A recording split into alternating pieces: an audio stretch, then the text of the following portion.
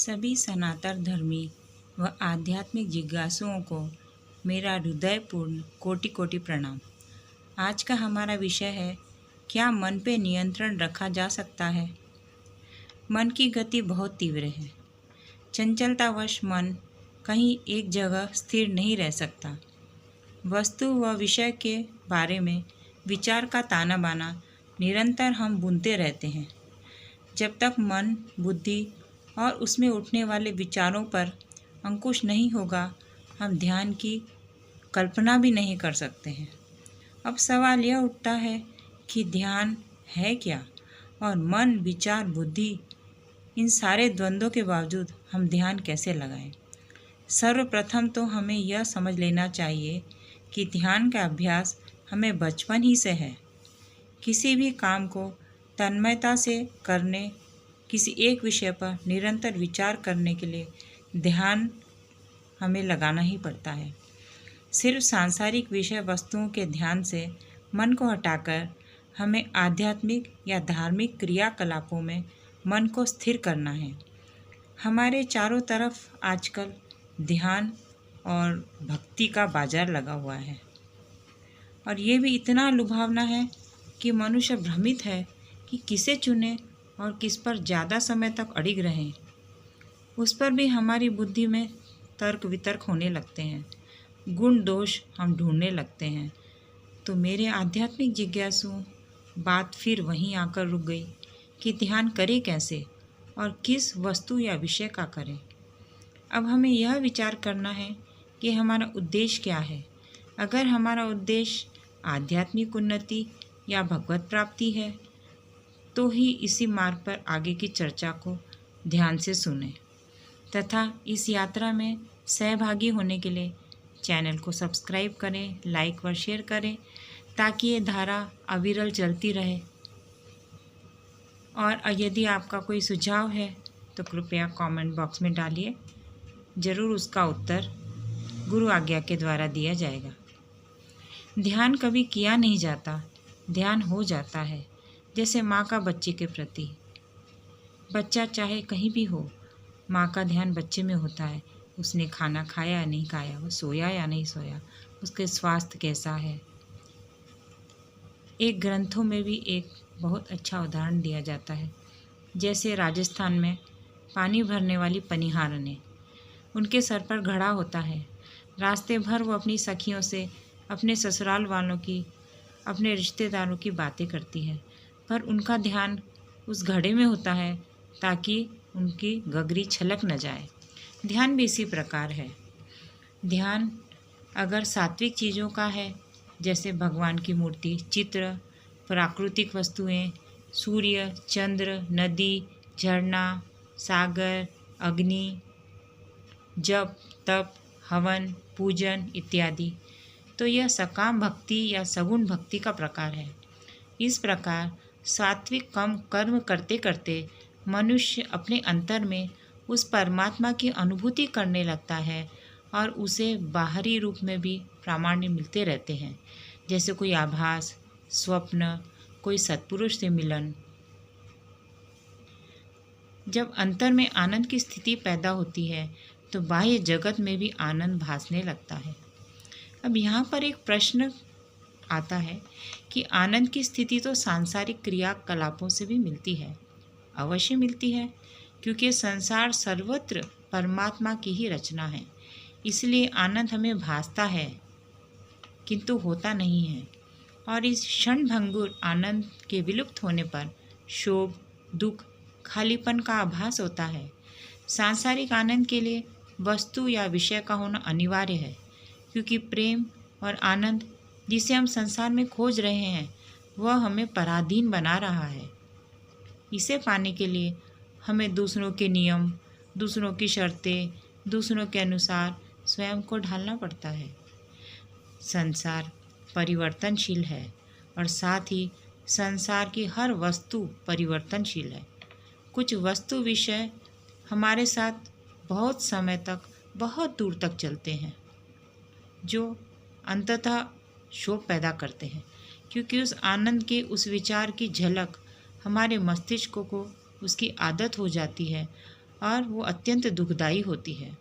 कभी कभी अत्यधिक प्रिय वस्तु के खोने पर भी हमें तीव्र वैराग्य उत्पन्न होता है। कुछ वस्तु विषय क्षणभंगुर होती है, पर वे इतना प्रभाव डालती है हमारे मस्तिष्क पर कि हमारे अनुभव बहुत पीड़ादायक हो जाते हैं और हम उसे याद करके बार बार अपने घावों को हरा करते हैं। जिन्होंने हमें सांसारिक सुख दुख, हानि लाभ, मान अपमान इत्यादि दिए हैं, वो शायद इन बातों को भूल भी गए होंगे या संसार से पलायन भी कर गए होंगे, लेकिन हमारा चिंतन उस विषय में निरंतर बना रहता है। ये एक प्रकार की मानसिक हिंसा ही तो है, अत्याचार ही तो है जो हम स्वयं पर कर रहे हैं। और एक दृष्टा जो हमारे भीतर है वो जानता है कि हम इन विषयों से स्वयं को मानसिक कष्ट दे रहे हैं, लेकिन हम ये जान नहीं पाते क्योंकि कई वर्षों से या फिर कई जन्मों से हमें सांसारिक वस्तु विषयों से स्वयं को जोड़ना और उनके खोने पर दुखी होना इसका अभ्यास हो गया है। इन सारे मानसिक कलेशों का असर हमारी सेहत, निद्रा, आहार विहार, व्यवहार तथा मानसिक संतुलन पर पड़ता है, किंतु हम इससे पीछा नहीं छुड़ा पाते। एक व्यक्ति से धोखा मिलने पर दूसरे पर विश्वास कर लेते हैं और करते चले जाते हैं, तब तक जब तक कि हमारी मानसिक स्थिति एक विक्षिप्त की तरह, पागल की तरह नहीं हो जाती। हम अनेक प्रकार के झूठे प्रलोभन, नशा इत्यादि के चक्रव्यूह में फंस जाते हैं, लेकिन कोई हमें इस बात को और इस समस्या को जड़ से मिटाने का रास्ता नहीं बताता। कुएं तो बहुत है संसार में, पर अधूरी प्यास ही मिलती है। अनेक महापुरुष ज्ञानी हमें ज्ञान की बातें बताते हैं। क्रोध मत करो, हिंसा मत करो, असत्य भाषण मत करो, मोह माया को त्याग दो। लेकिन क्या स्वयं को बदलना इतना आसान है? इतना सारा ज्ञान सुनकर हम और भयभीत हो जाते हैं, हीन भावना से ग्रसित हो जाते हैं कि हमारे भीतर इतने विकार हैं, हम बहुत निकृष्ट हैं और हमारे लिए परमात्मा की प्राप्ति तो संभव ही नहीं है। तो मेरे प्रिय आध्यात्मिक जिज्ञासुओं, अभी तक हमने समस्या पर चर्चा की। अब हम एक कदम समाधान की ओर बढ़ाते हैं। सबसे पहले तो हमें अपनी भेद बुद्धि को अलग रख देना है और सही क्या, गलत क्या, खासकर साकार, निराकार, सगुण, निर्गुण, द्वैत, अद्वैत, आत्मा, परमात्मा तथा सभी धार्मिक ग्रंथ और उनका ज्ञान, ये सारे विषय, उनकी चर्चा, टीका टिप्पणी, वाद विवाद को अपने से दूर कर लेना चाहिए। फिर हम आचरण की बात करते हैं और धीरे धीरे अपनी मनस्थिति को ठीक करके अपने मानसिक स्तर को ऊंचा उठाने का प्रयास करते हैं। अब शुरुआत कैसे करनी है? पहले अपने आसपास कोई भी धार्मिक ग्रंथ जो आपको अपने स्वभाव के अनुरूप लगे, जैसे रामचरितमानस, भगवद गीता इत्यादि, उसका श्रवण करें। सत्संग, भजन सुने, धार्मिक क्रियाकलापों में हिस्सा लें, सत्पुरुषों का चिंतन मनन करें। मन पर काबू करना कठिन है, लेकिन इसे मोड़ना आसान है। सच्चिंतन, सत्संग और सेवा में जो एक प्रकार की सात्विक वासना है, उसमें स्वयं को लगाना है।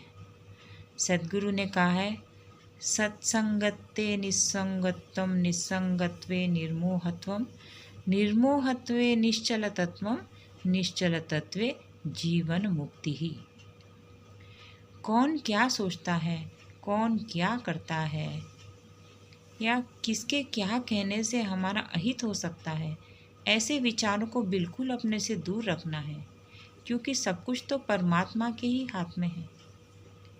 रामचरितमानस में कहा गया है, होई जोई राम रचि राखा, को कहू करत बड़ा बतवाड़ा। अपने समय का मूल्य करें। व्यर्थ की बातों ने हमारे अनमोल हीरे जैसे जन्म को व्यर्थ कर रखा है। ये मनुष्य तन हमें बार बार नहीं मिलेगा और मुक्ति का मार्ग अगर नहीं खोजेंगे तो सारे सांसारिक दुख जो हमने आज तक भोगे हैं वो हमें फिर बार बार इसी प्रकार सहने पड़ेंगे। फिर अपमानित होना पड़ेगा, फिर प्रताड़ित होना पड़ेगा। जो भी कर्म करें उसमें आसक्ति ना रखें और ना ही फल की कामना करें। हर कार्य, हर कर्म परमात्मा को समर्पित करें। हर कार्य को उनका ही आदेश माने। सेवा, भक्ति और समर्पण हमारे मन को निर्मल और निश्चल बनाता है। भाव से किया सात्विक सकाम कर्म जिस देवी देवता के लिए हो वह उन्हें ही प्राप्त होता है, किंतु यह मुक्ति का मार्ग नहीं है। कर्म के द्वारा जो भी पाप पुण्य संचित होते हैं वो हमें ही भोगने पड़ते हैं। इसलिए कर्म बंधन से मुक्ति होना जरूरी है। कोई हमें सुख या दुख नहीं देता। रामायण में लिखा है, कर्म प्रधान जगत करी राखा, जो जस करहि तसहि फल पावा। प्रारब्ध कर्म अकारण ही हमें कभी कभी दुख देते हैं। कुछ हमें ऐसी तकलीफें भोगनी पड़ती है जिसका कारण हमें समझ में नहीं आता है। ये हमारे संचित कर्मफल हैं। किसी भी प्रकार के सुख दुख, हानि लाभ, मान अपमान में अपने उद्वेग को संभालें, विचलित न हों, क्योंकि ये सब कुछ एक घटना की तरह घटता है और हम आगे बढ़ते चले जाते हैं, क्योंकि हम तो केवल पात्र हैं। कहानी का रचयिता तो कोई और है। ईश्वर, भगवान, परमात्मा, आप जो भी कह लें, ये हमें बाहर खोजने से नहीं मिलेगा। हमारी बाहरी यात्रा तो एक सीढ़ी है, मंजिल नहीं। परमात्मा के प्रेम में जब पूरी तरह से हम डूब जाते हैं तो वह हमें अंतर में अनुभूति करवाने लगते हैं, क्योंकि परमात्मा कोई दृश्य नहीं है, वो तो स्वयं दृष्टा है, जो तब भी था जब हम बालक थे, आज भी है जब हम जवान हुए, और कल भी रहेगा जब हम वृद्ध हो जाएंगे। वो साक्षी भाव से हर पल हमारे साथ है, हमें देख रहा है, जानता है कि तो हम उसे नहीं जान पा रहे हैं। परमात्मा जानने, सुनने, देखने योग्य वस्तु या दृश्य नहीं है, वो तो हमारे भीतर ही हमें प्राप्त है। संत महात्मा ये बताते हैं कि मनुष्य का परमार्थ तो सुधरा हुआ ही है, सिर्फ व्यवहार सुधारना जरूरी है। दुनिया तो कल भी वही थी, आज भी वही है, सिर्फ हमारा देखने का नज़रिया बदल जाता है। भीड़ में भी हम अपने आप को अकेले पाते हैं और हम उन्हीं संगी साथियों का संग करते हैं जो हमारे विचार के अनुरूप होते हैं, जो सत्संगी होते हैं। सत्संग, स्वाध्याय, ध्यान तथा एकांत के मौन द्वारा हम स्वयं को जानने लगते हैं। यह संसार हमें झूठा, दुखरूप लगने लगता है। सारी वस्तुएं हमें अनित्य और असत्य लगने लगती है। सांसारिक माया से जब हम दूर होने लगते हैं तो वैराग उत्पन्न होने लगता है, जो बहुत ही आनंददायक स्थिति है। सोते, जगते, उठते, बैठते स्वतः ही ध्यान होने लगता है। प्राणी जीवन मुक्त होकर संसार में विचरण करता है। अब उसे सांसारिक क्रियाकलापों से कोई लेने देना नहीं। वह मूक दर्शक की भांति सब कुछ देखता है। जो घटनाएं पहले उसे विचलित करती थी, अब वो उन्हें दर्शक की भांति देखकर ऐसा ही समझता है जैसे टीवी का पर्दा, जो आग लगने, बाढ़ आने, बिजली चमकने के दृश्यों से भी प्रभावित नहीं होता है और स्थिर रहता है। इसी प्रकार जो स्थिर बुद्धि मनुष्य है उसे एकाग्रता की स्थिति प्राप्त होती है, जो आगे चलकर ध्यान में परिवर्तित हो जाती है। यह स्थिति दो श्वासों के बीच का मौन है, अंतर है, जो हठ योगी तथा मुनिजन जिसे पकड़ने की कोशिश करते हैं। जिसने यह पकड़ लिया उसका ध्यान परिपक्व हो जाता है। कोई भी स्थिति का नाम, रूप, शब्द इसमें मत बांधो, केवल अनुभव करो। जो फिर आज ही से हम शुरुआत करते हैं। चलिए हमारे आसपास की हर चीज़ का निरीक्षण करते हैं। कौन सी वस्तु आपके काम की है और कौन सी आपके भजन में विघ्न डाल रही है?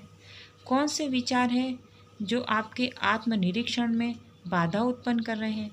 सारा कूड़ा करकट अपने मस्तिष्क से साफ करना होगा। इस जन्म के और अन्य कई जन्मों के संस्कार हमारे भीतर भरे हुए हैं, जो हमारे पैरों में बेड़ियां बन गए हैं। लेकिन इस यात्रा में बढ़ने के लिए हमें दृढ़ संकल्प करना होगा, एकांत और मौन को साधना होगा। संसार में रहते हुए भी अनासक्ति का भाव रखना होगा। सत्पुरुषों का संग, भगवत चर्चा तथा स्वाध्याय हमारे मनोबल को बढ़ाते हैं, विपरीत परिस्थिति में भी हमारी सहायता करते हैं और आत्मोन्नति में हमारे सहायक होते हैं। आध्यात्मिक जिज्ञासियों, अब इस चर्चा को हम यहीं विराम देते हैं। फिर और एक सत्संग के साथ हम अगली बार मिलेंगे। अगर आप इस पर कोई विचार व्यक्त करना चाहते हैं तो अवश्य कमेंट बॉक्स में डालिए। बोलिए श्री सच्चिदानंद सद्गुरु महाराज की जय हो।